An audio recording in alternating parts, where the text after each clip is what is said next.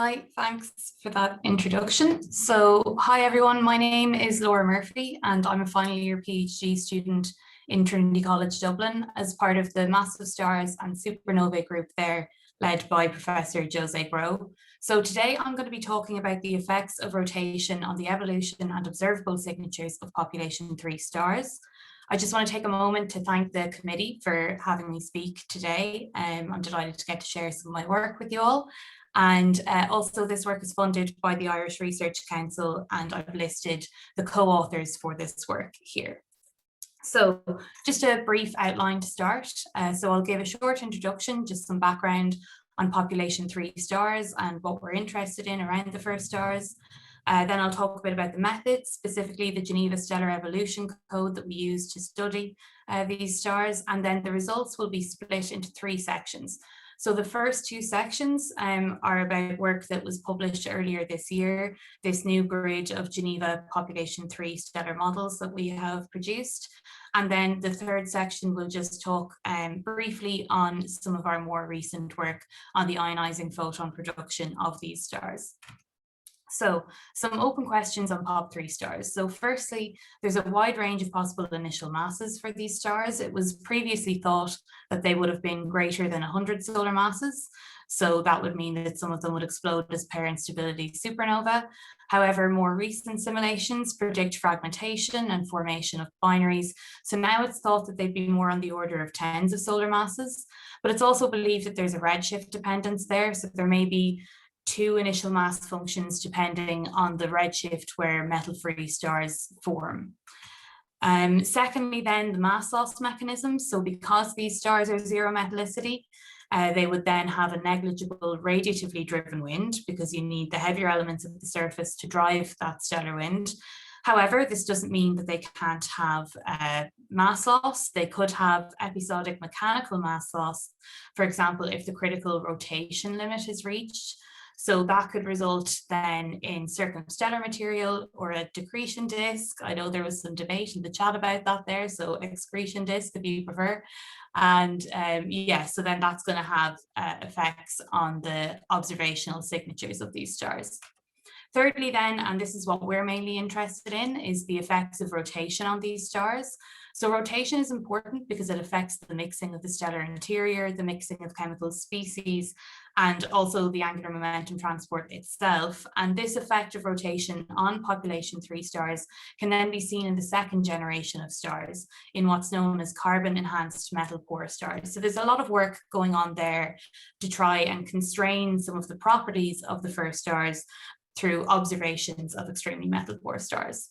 And then if rotation impacts the stellar evolution, it also follows that it'll affect the final fate of the star, the nature of the explosion, and also the production of ionizing photons, since these depend on the surface properties. So how do we study these stars? We use the Geneva Stellar Evolution Code for our stellar evolution modeling, and how that works is essentially by solving the stellar structure equations at each time step. So you would begin your model with a certain initial composition and energy generation rate. You then move through the nuclear reactions for one time step. So say if you're in hydrogen burning, you would now have slightly less hydrogen, slightly more helium. So you end up with a new composition and a new energy generation rate.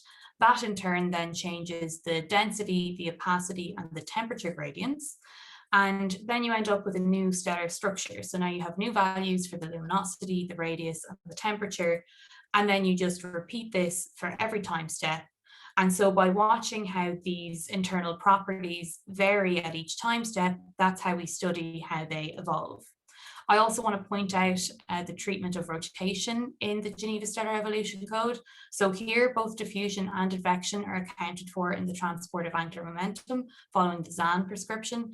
And that basically allows us to more accurately model these rotational effects. So moving on to the results then. So I'm going to first talk about the evolution of the surface properties within this new grid of model and the rotational effects there. So shown on the right hand side here is the HR diagram for the massive models in our grid. So that's from 9 solar masses to 120 solar masses. For the non-rotating models shown in black, and the rotating models are shown in red here with an initial rotational velocity of 40% of critical. So this is a new publicly available grid of zero metallicity models, and it extends the current grids down to zero metallicity. So what we see from this plot is that rotation has a significant effect on the HR diagram evolution. You can particularly see that for some of these less massive models during the helium burning phase.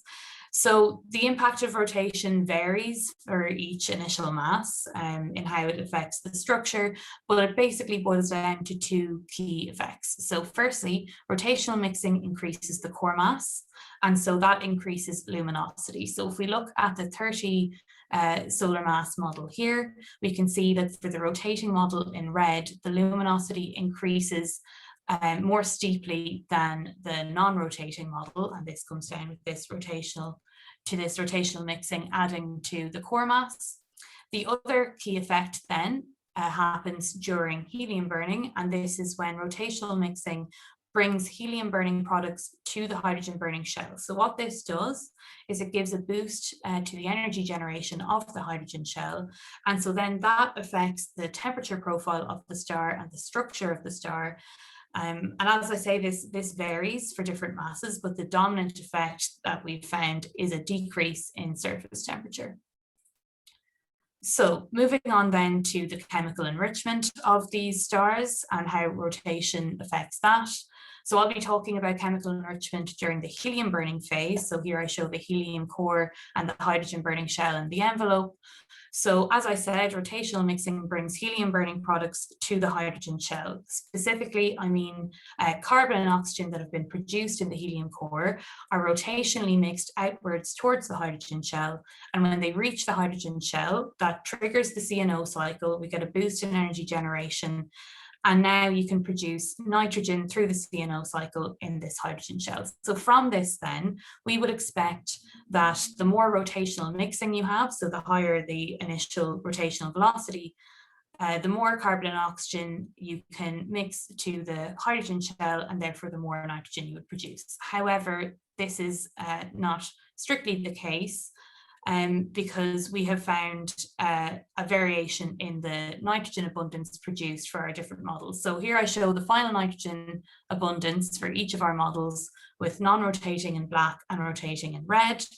So for the less massive models, the 9, 12 and 15 solar mass models, they do show a large increase in nitrogen abundance with rotation. However, that's not the case for higher initial masses. So what's happening there?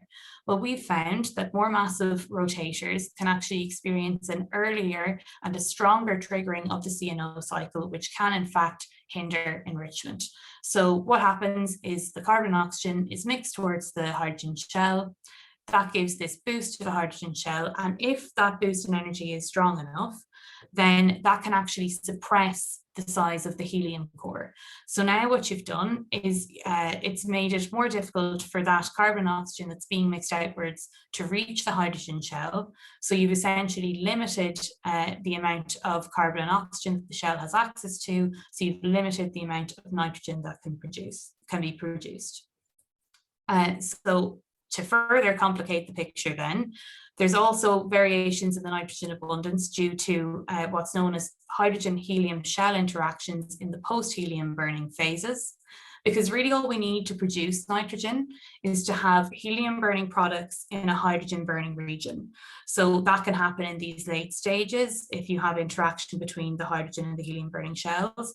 It can also happen if a hydrogen burning shell moves inwards to a region where helium burning has previously taken place. And so then you can trigger the CNO cycle and produce a lot of nitrogen. So what this tells us then is that it's not enough to just know the nitrogen abundance to be able to trace back to the initial rotational velocity. You need to have a good understanding of the stellar structure there in order to predict how much nitrogen will be produced.